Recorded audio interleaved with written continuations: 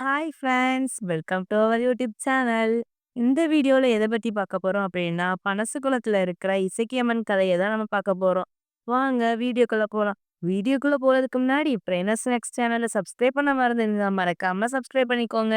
இப்போ வாங்க வீடியோக்குள்ள போலாம். ஒரு ஊர்ல ஒரு கணவன் மனைவி இருக்காங்க. அவங்களுக்கு 2 பெண் குழந்தையாம்.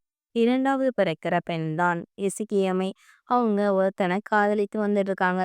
காதலன் எஸ்கேமை பார்த்து உன் நகையை எடுத்துட்டு வா நம்ம ஓடி போகலாம் என்று காதலன் சொல்லியிருக்காங்க. அதே போல எஸ்கேமும் சரின்னு சொல்லி அந்த நகையை எடுத்து இவங்க கூட ஓடி வந்து விட்டாங்களாம். கொஞ்ச தூரம் நடந்ததும் எஸ்கேமைக்கு கால் வலிக்குதாம். அதான் எஸ்கேமை காதலிடம் சொல்லியிருக்காங்க. வாங்க நம்ம அந்த மரத்துக்கடியில கொஞ்ச நேரம் உட்கார்ந்துட்டு செல்லலாம் அப்படின்னு காதலன் சொல்லியிருக்காங்க. காதலன் சரி வா நம்ம அதில் உட்காந்துட்டு போகலாம் அப்படின்னு காதலன் சொல்லியிருக்காங்க. எஸ்கேஎம்க்கு சோர்வா இருந்தனால அதில் படுத்து தூங்கிட்டாங்க. ஆனா காதலன் இந்த நகையை கொலைக்கு நம்ம ஓடிடலாம் இவனை சாவடிச்சிட்டு அப்படி சொல்லிட்டு காதலன் நினைச்சிருக்காங்க.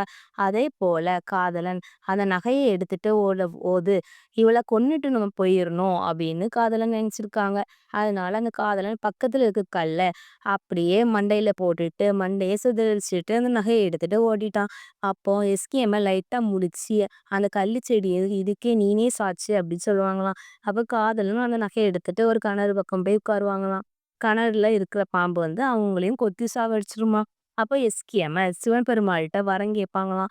நான் அடுத்த ஜென்மத்துல நானும் அந்த என் காதலனும் பிறக்கணும்னு சிவன் பெருமாள்கிட்ட வரம் கேட்பாங்களாம். ட்ரெயினர் ஸ்நாக்ஸை சேனலில் சப்ஸ்கிரைப் பண்ணி லைக் பண்ணுங்கள். தினமும் நாங்கள் போடுற வீடியோ உங்களுக்கு நோட்டிஃபிகேஷனாக வரும். Thanks for watching this video. Thank you.